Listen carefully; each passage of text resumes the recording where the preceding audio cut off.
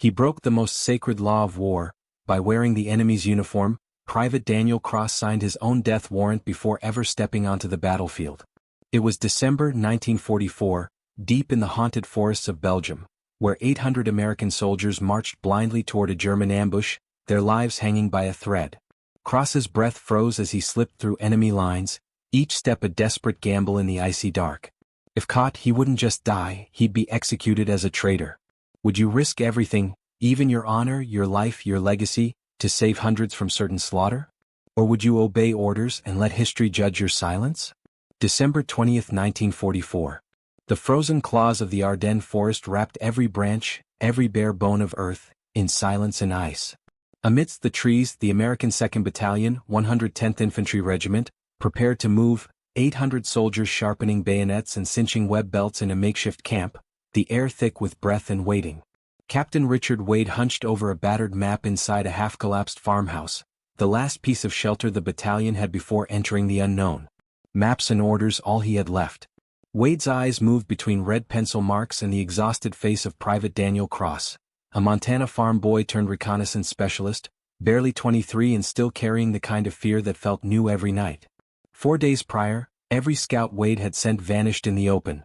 An enemy patrol erased his reconnaissance platoon like names on wet paper. Wade's mind circled panic. No intelligence, no observation, no hope. Orders demanded movement soon, but every minute bought nothing, except time for German guns to coil tight ahead of them.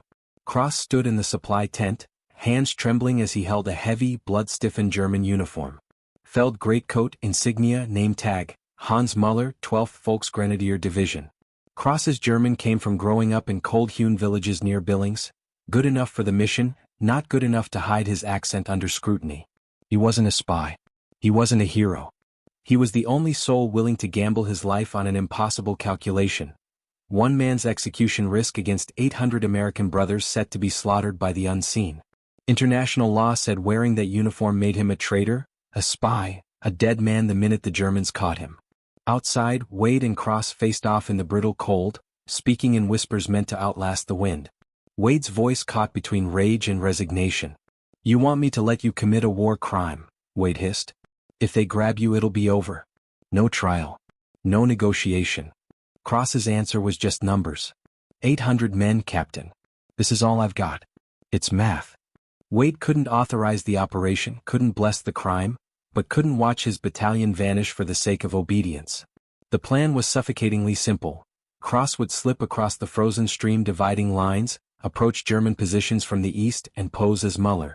Speak little, move quickly, mark everything, enemy machine guns, mortar nests, tank traps, the shape and thickness of the German lines.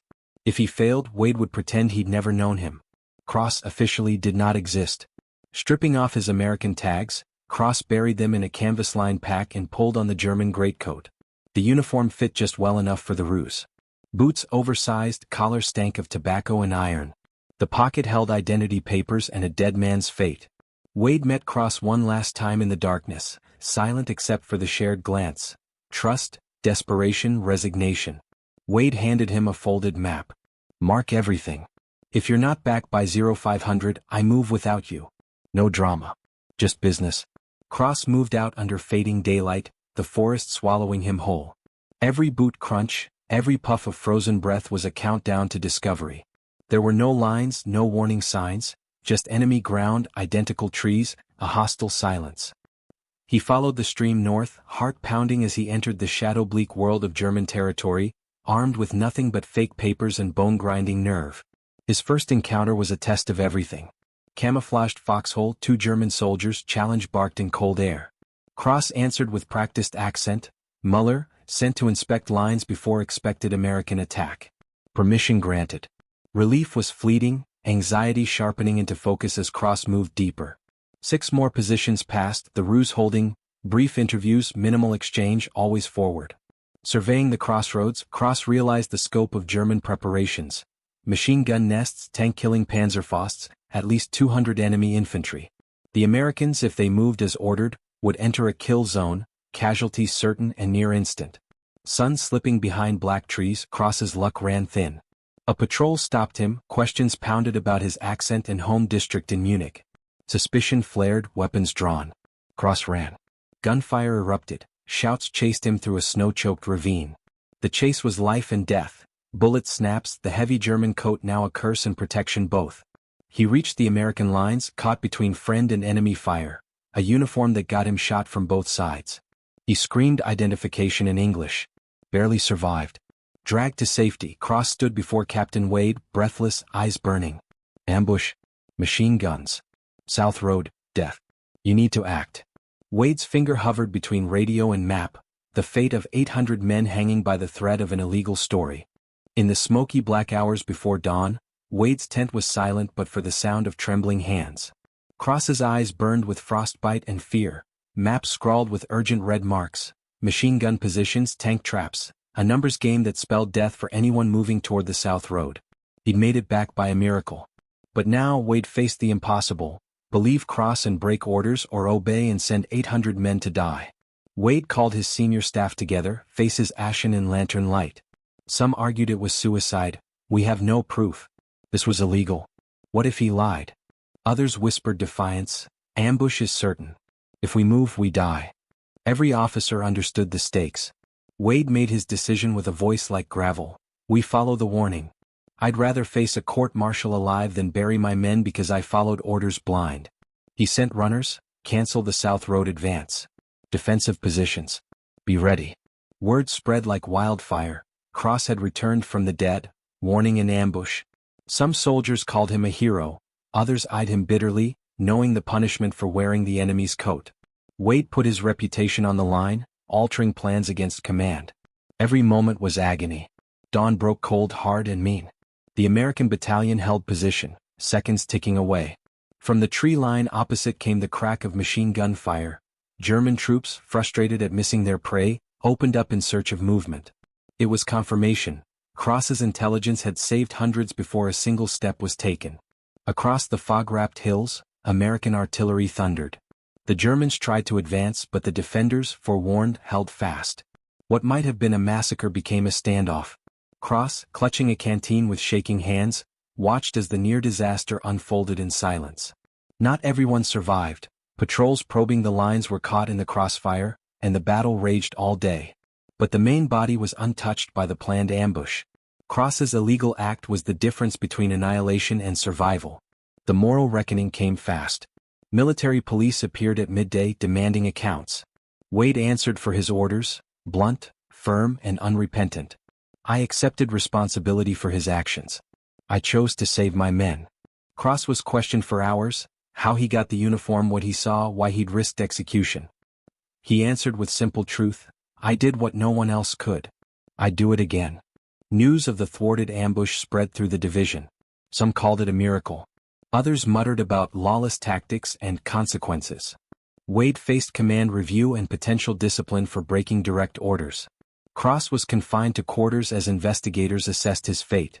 The question lingered everywhere: was saving lives worth breaking the law?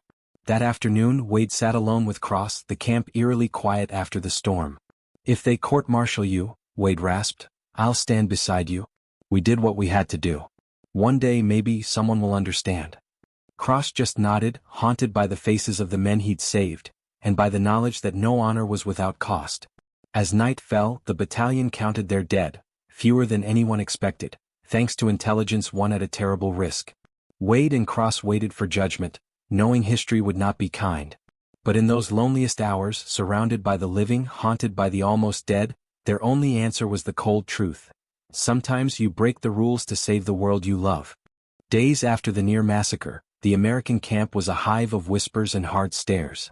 Cross still wore borrowed boots and a haunted look, confined to his tent. Wade, restless, paced between stacks of casualty reports and piles of official paperwork.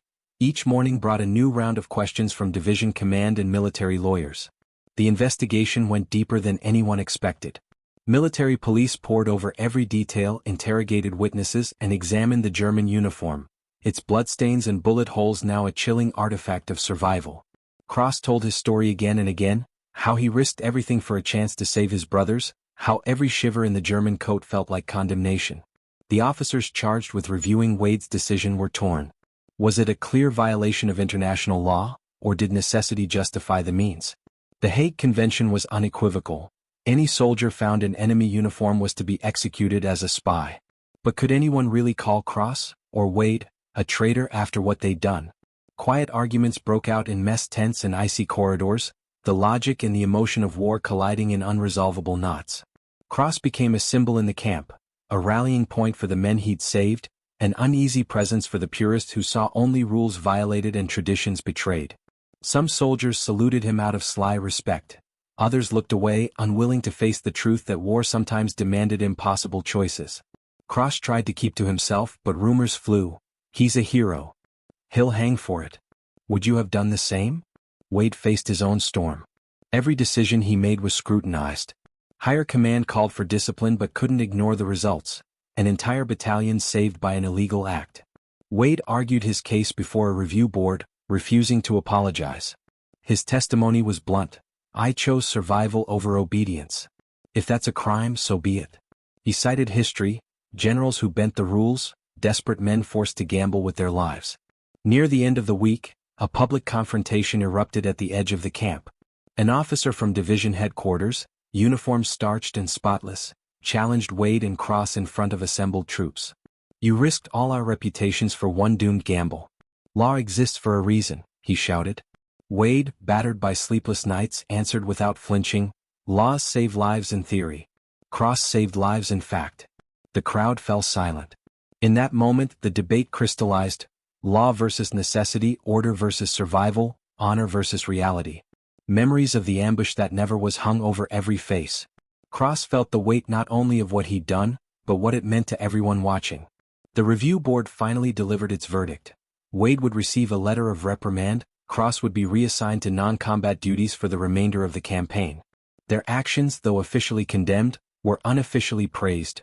Quiet recognition that the story would never be told in the history books, but would live on in the hearts of the men who survived.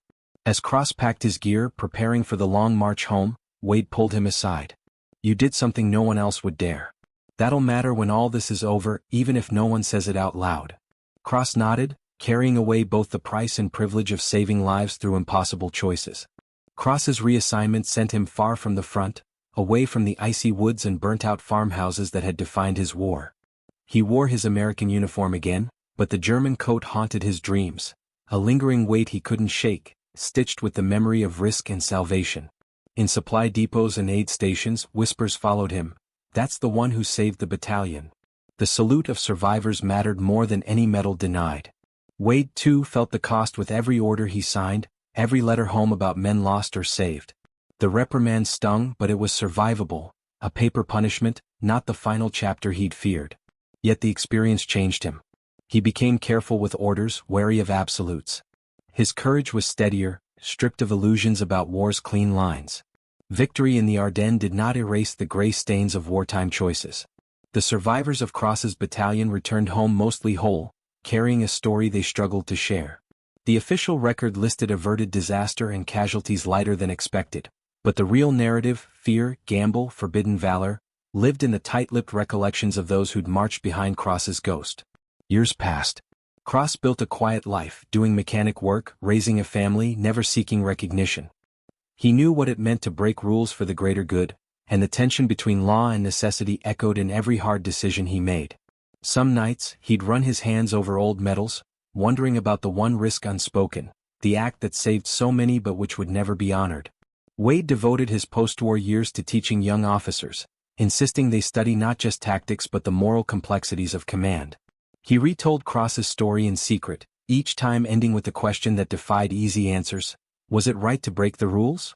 Was it wrong to save lives at any cost? In Army courses, the name Daniel Cross became a cipher for impossible choices. Decades later, the story outlived its silence. A historian researching World War II found a misfiled report, mentioning an illegal reconnaissance mission that altered the course of a key engagement.